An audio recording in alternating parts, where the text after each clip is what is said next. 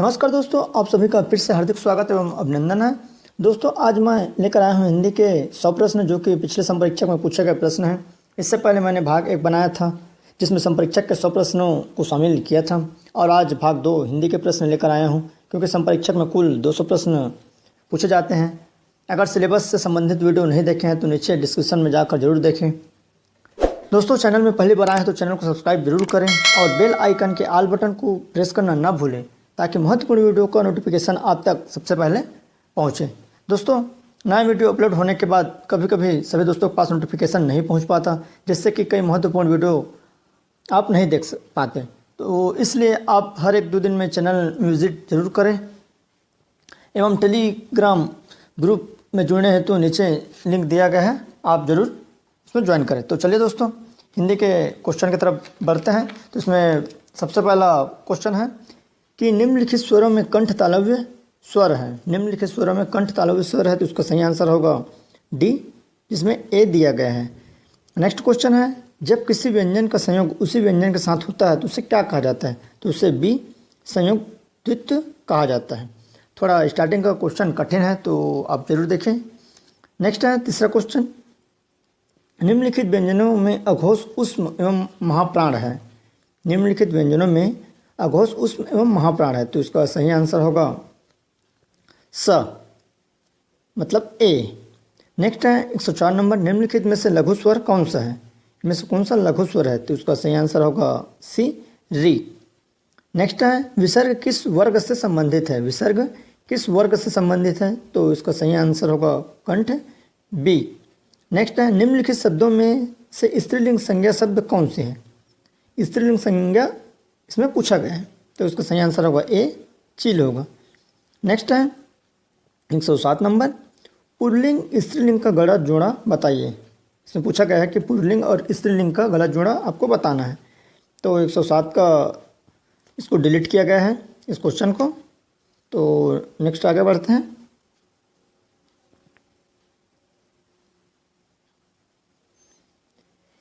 107 number delete है तो 108 number, एक वचन बहुवचन का गलत जोड़ा कौन सा युग्म होगा? तो 108 का सही आंसर होगा राजा और राजाएं। नेक्स्ट है निम्नलिखित वाक्यों में से सामान्य भविष्यकाल का सूचक वाक्य का चयन कीजिए। निम्नलिखित वाक्यों में सामान्य भविष्यकाल का सूचक आपको चयन करने के लिए बोला गया है। तो यहाँ पर 4 ऑप्शन दिया है, ए, बी, सी, डी। तो इसका सही आंसर होगा 109 का ए। 109 का सही आंसर, उस ऋषि का हृदय सबसे बड़ा, उस ऋषि का हृदय बड़ा कठोर होगा। जो नेक्स्ट 110 नंबर, अगर वह आता हुआ तो क्या होगा? वाक्य में कौन सा काल है? इसमें कौन सा काल पूछा गया है? तो 110 का सही आंसर होगा इनमें से कोई नहीं। नेक्स्ट है 111 नंबर, निम्नलिखित शब्दों में से कौन सा क्रिया शब्द से निर्मित भाववाचक संज्ञा है? क्रिया शब्द से निर्मित भाववाचक संज्ञा पूछा गया है तो भाववाचक संज्ञा होगा डी, सजावट। सही आंसर क्या होगा? डी, सजावट होगा। नेक्स्ट है गुरु ने शिष्य को पोथी दी। इस वाक्य में शिष्य तथा पोथी क्रमशः क्या है? तो इसका सही आंसर होगा ए, गौण कर्म तथा मुख्य कर्म है। 113 नंबर, काला घोड़ा शब्द में काला संज्ञा की व्याप्ति क्या करता है? काला घोड़ा शब्द में काला संज्ञा की व्याप्ति क्या करता है? तो 113 नंबर का सही आंसर होगा सी, मर्यादित। नेक्स्ट है निम्नलिखित वाक्य में प्रयुक्त क्रिया विशेषण शब्दों में स्थानीय क्रिया विशेषण का प्रयोग किस वाक्य में हुआ है? तो 114 का सही आंसर होगा ए, तुम मेरी मदद पत्थर करोगे। नेक्स्ट है गुरु भाई शब्द में कौन सा समास है? गुरु भाई शब्द में कौन सा समास है? तो इसका सही आंसर होगा, इसको भी डिलीट किया गया है, ये जो क्वेश्चन है ये भी डिलीट है। नेक्स्ट 116 नंबर, निम्नलिखित समासिक शब्दों में से अधिकरण तत्पुरुष का चयन कीजिए। आपको अंदर तक पढ़ना पड़ेगा, अधिकरण तत्पुरुष पूछा गया है तो 116 डी होगा इसका सही आंसर, काना फुंसी। नेक्स्ट है समासिक शब्द नीलपित कर्मधारय समास में किस विभेद के अंतर्गत आता है? 117 नंबर है तो उसका सही आंसर होगा सी, विशेषणोमय पद। नेक्स्ट है 118 नंबर, निम्नलिखित शब्दों में कौन सा वैकल्पिक द्वंद्व समास है? तो 118 का सही आंसर होगा सी, पाप पुण्य। 198 का सही आंसर क्या होगा? द्वंद्व समास पापपूर्ण है। हिंदी में मूल स्वरों की संख्या कितनी है? 119 नंबर। हिंदी में मूल स्वरों की संख्या 4 है। और 120 अघोष अल्प प्राण व्यंजन वर्ण का चयन कीजिए। तो इसका सही आंसर होगा ए क। अघोष अल्प प्राण व्यंजन है क। हिंदी में पश्च स्वर है 121 नंबर। हिंदी में पश्च स्वर है तो इसका सही आंसर होगा डी उ ओ। नेक्स्ट है कौवे की स्थिति के आधार पर स्वर के कितने भेद हैं? कौवे की स्थिति के आधार पर स्वर के कितने भेद हैं? तो 122 का ए सही आंसर होगा 2। नेक्स्ट है 123 नंबर। अवरोधी व्यंजन में 123 का सही आंसर होगा सी हवा रुक जाती है। सही आंसर क्या होगा? सी हवा रुक जाती है। 124 नंबर। किसी भी भाषा में वर्तनी की एकरूपता स्थिर की जाती है तो इसका सही आंसर होगा बी ध्वनियों को सही ढंग से उच्चारित करने के लिए। तो इस तरह यह हिंदी का क्वेश्चन है जो कि आपके आने वाले हर एग्ज़ाम के लिए बहुत ही उपयोगी है, बहुत ही महत्वपूर्ण है, चाहे वह मंडल निरीक्षक के लिए हो, चाहे आपका एकलव्य टीचर भर्ती के लिए हो या आपका संपरीक्षक के लिए। तो वीडियो में बने रहे दोस्तों। चलिए आगे बढ़ते हैं। 125 नंबर। लिंग कहते हैं तो 125 का सही आंसर होगा डी शब्द की जाति को लिंग कहा जाता है। नेक्स्ट है हिंदी में वचन के कितने प्रकार हैं? तो 126 क्वेश्चन का आंसर होगा 2। इसका आंसर बी होगा 2 वचन। उसके बाद नेक्स्ट है सीता पढ़ रही होगी इस वाक्य में वर्तमान काल का उपभेद है तो इसका सही आंसर होगा बी संदिग्ध वर्तमान। विद्यार्थी कक्षा से निकले हैं यह भूतकाल के किस रूप का उदाहरण है? तो इसका सही आंसर होगा आसन्न भूत ए। इसका सही आंसर क्या होगा? आसन्न भूत। तो आइए आगे बढ़ते हैं। 29 नंबर। संज्ञा के रूप में परिवर्तन होता है तो संज्ञा के रूप में लिंग वचन प्रसर्ग तो इसका सही आंसर क्या होगा? डी लिंग वचन प्रसर्ग के कारण संज्ञा के रूप में परिवर्तन होता है। 130 नंबर।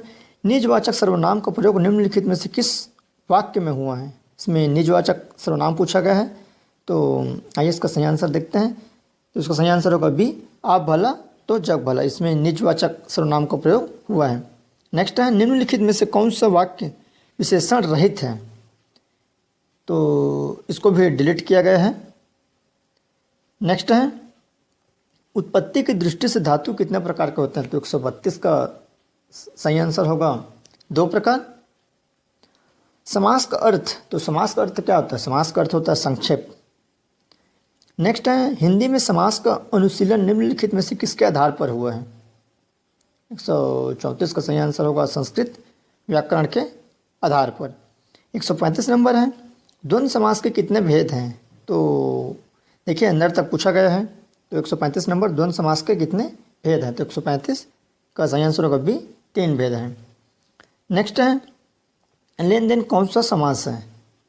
लेन देन कौन सा समास है? तो इसका सही आंसर होगा इतरेतर द्वंद्व। इसका सही आंसर बी होगा इतरेतर द्वंद्व। 137 नंबर महर्षि का सही संधि विच्छेद चुनिए। ये क्वेश्चन IMP बहुत बार बार पूछा जाता है एग्जामों में। महर्षि का संधि विच्छेद क्या होगा? तो इसका सही आंसर होगा डी महाधन ऋषि। नेक्स्ट है पावक का सही संधि विच्छेद होगा तो 138 ए पौधन अक। स्वर संधि के कितने भेद होते हैं? तो स्वर संधि के 5 भेद होते हैं। बी इसका सही आंसर होगा। नेक्स्ट है यदि विसर्ग के पहले अ हो और बाद में क ख प फ में से वर्ण हो तो क्या होगा? तो इसमें 4 ऑप्शन दिया गया है। ए विसर्ग का लोप हो जाता है, विसर्ग का च में वर्तन हो जाता है, विसर्ग ज्यों का त्यों रहता है। तो 140 नंबर भी डिलीट किया गया है। तो इसमें जो आंसर आएगा विसर्ग का परिवर्तन नहीं होता है। यदि अ हो मतलब पहले अ हो और बाद में क ख प फ हो तो विसर्ग का परिवर्तन नहीं होता है। इसका सही आंसर है, लेकिन इसको डिलीट कर दिया गया है। तो आइए नेक्स्ट देखते हैं वर्तनी की दृष्टि से कौन सा शब्द सही है? व्यवसाय व्यवसायक इसमें आपको बताना है। तो इसका सही आंसर बी होगा व्यावसायिक। व्यावसायिक इस तरह से लिखा जाता है। आप सही वर्तनी बहुत पूछा जाता है तो इस चीज़ में ज़रूर आप ध्यान दीजिएगा कि हमको जब वहाँ परीक्षा में बैठते हैं तो समझ में नहीं आता कि कौन सा सही है कौन सा नहीं है। तो आप एक चीज़ पर ध्यान जरूर दीजिएगा। उसके बाद नेक्स्ट है निम्नलिखित में से सही वर्तनी का चयन कीजिए।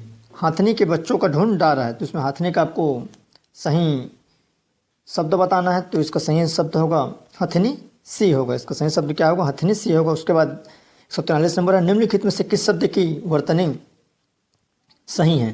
तो 143 का सही आंसर होगा ए अनुग्रहित। ये भी बहुत पूछा जाता है, ये हथनी वाला आपका क्वेश्चन और आपका अनुग्रहित वाला अधिकांश एग्जामों में पूछा जाता है। नेक्स्ट है निम्नलिखित में से सही वर्तनी वाला शब्द चुनिए। ये भी बहुत पूछा जाता है। उज्ज्वल, उज्ज्वल, तो उज्ज्वल का सही होगा डी उज्ज्वल। नेक्स्ट है पाठक का स्त्रीलिंग होगा, तो पाठक का स्त्रीलिंग होगा बी पाठिका। मिठाई शब्द का एक वचन से बहुवचन रूप है, मिठाई शब्द का एक वचन से बहुवचन क्या होगा, तो 146 का सी आएगा मिठाइयाँ। आप यहाँ देख सकते हैं चारों ऑप्शन सही लग रहे हैं, लेकिन इसका सही आंसर होगा सी मिठाइयाँ। नेक्स्ट है 147 नंबर, निम्नलिखित वाक्य में काल संबंधी शुद्धिकरण कीजिए। निम्नलिखित वाक्य में काल संबंधी शुद्धिकरण कीजिए, तो 147 का सही आंसर होगा ए उसने खाना खाया। 148वां नंबर, निम्नलिखित वाक्य को शुद्ध करके लिखिए। घोड़ा के पानी पिलाओ, तो घोड़े को पानी पिलाओ, इसका सही आंसर होगा सी घोड़े को पानी पिलाओ। नेक्स्ट है 149 नंबर, भारत शब्द संज्ञा के निम्नलिखित में से किस प्रकार को बतलाता है, तो भारत ये व्यक्तिवाचक को बताता है, इसका सही आंसर होगा डी। उसके बाद नेक्स्ट है निम्नलिखित वाक्य में सर्वनाम का सही प्रयोग कीजिए। सोचता हूँ कि हम इस दुनिया में रहने के योग्य नहीं हैं, तो इसका सही आंसर होगा बी। सोचता हूँ कि मैं इस दुनिया में रहने योग्य नहीं हूँ। नेक्स्ट है 151 नंबर, निम्नलिखित में से कौन सा शब्द विशेषण है, तो इसका सही आंसर होगा सुंदर डी। सुंदर क्या है, विशेषण है। नेक्स्ट है निम्नलिखित में से हथियाना क्रिया का प्रकार चुनिए, तो 152 का सही आंसर होगा ए नाम धातु रूप। तो इस तरह से आप देख सकते हैं दोस्तों, यह हिंदी के प्रश्न आपके एग्ज़ाम के लिए महत्वपूर्ण है, सामने मंडल शिक्षक में भी उपयोगी हैं और आपका एकलव्य टीचर में भी।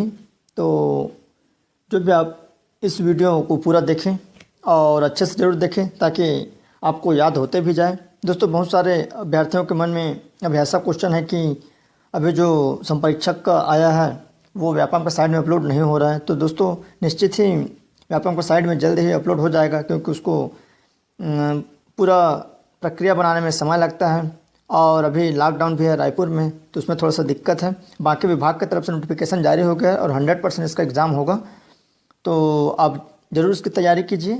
तो चलिए आगे बढ़ते हैं। टेलीग्राम का लिंक नीचे दिया गया है, आप टेलीग्राम में ज़रूर जुड़िए, वहाँ आपको बहुत सारी जानकारियाँ दी जाएगी। तो 153 नंबर है, चारपाई में कौन सा समास है, तो चारपाई जिसमें स्टार्टिंग में नंबर होते हैं, तो उसका सही आंसर होगा द्विगु समास। चारपाई में द्विगु समास है। नेक्स्ट है घुड़दौड़ शब्द किस तत्पुरुष समास का उदाहरण है, तो 154 का सही आंसर होगा संबंध तत्पुरुष डी। निम्नलिखित में से बहुब्रीहि समास को पहचानिए, तो इसको डिलीट कर दिया गया है क्योंकि इसमें थोड़ा कन्फ्यूज़न है। नीलकमल को भी कभी कभी बहुब्रीहि ले लिया जाता है, अगर ऑप्शन में चंद्रशेखर नहीं रहता तो नीलकमल लेते, या फिर नीलकमल नहीं रहता तो चंद्रशेखर दिया जाता। तो आइए आगे बढ़ते हैं। नील गाय शब्द का समास विग्रह है, तो नीली है जो गाय, नीली है जो गाय, तो उसका सही आंसर होगा भी। उसका सूर्योदय शब्द निम्नलिखित में से किस संधि का प्रकार है, इसमें संधि समास बहुत पूछा जाता है। सूर्योदय शब्द निम्नलिखित में से किस संधि का प्रकार है, तो इसका सही आंसर होगा ए गुण संधि। और 158 स्वागत शब्द निम्नलिखित में से किस संधि का प्रकार है, स्वागत स्वधन आगत, तो इसका सही आंसर होगा यण संधि। 158 का सी यण संधि आएगा। उसके बाद 159 नंबर है वसुधैव का संधि विच्छेद होगा, तो इसका सही आंसर होगा वसुधा ए, वसुधा धन ए।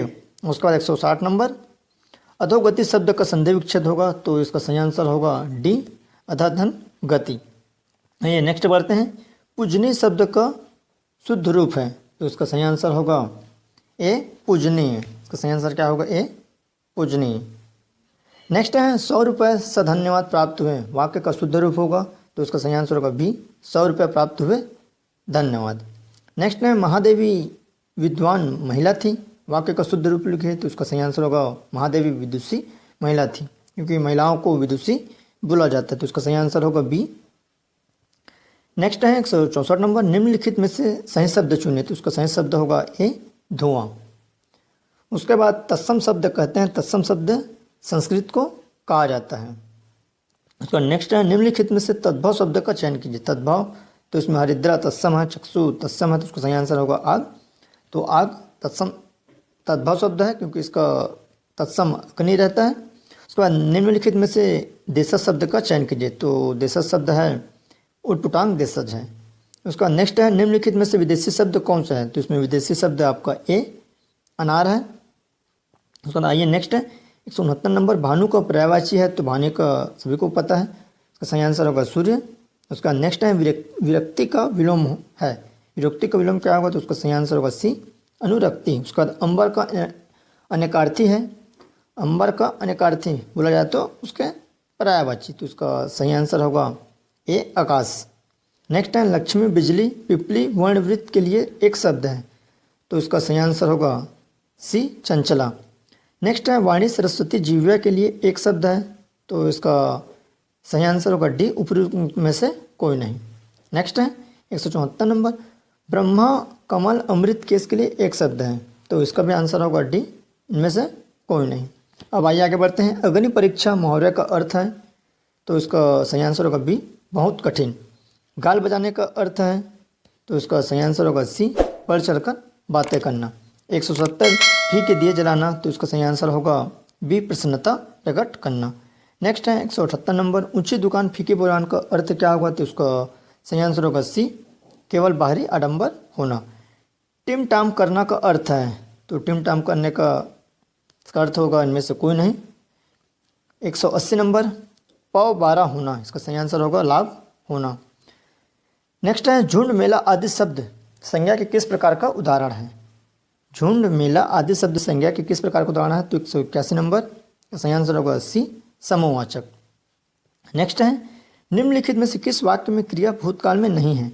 तो इसका सही आंसर होगा वह पढ़ने वाला है। तो सही आंसर क्या होगा सी वह पढ़ने वाला है।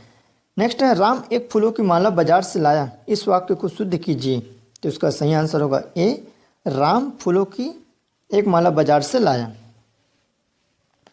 नेक्स्ट है सौंदर्य शब्द का शुद्ध रूप लिखिए। तो इसका सही आंसर होगा सी सौंदर्य। अपठित शब्द का अर्थ होता है। तो इसका सही अर्थ क्या होगा अपठित का। तो अपठित का सही अर्थ होगा जो पढ़ा हुआ ना हो। तो इसका सही आंसर क्या होगा डी।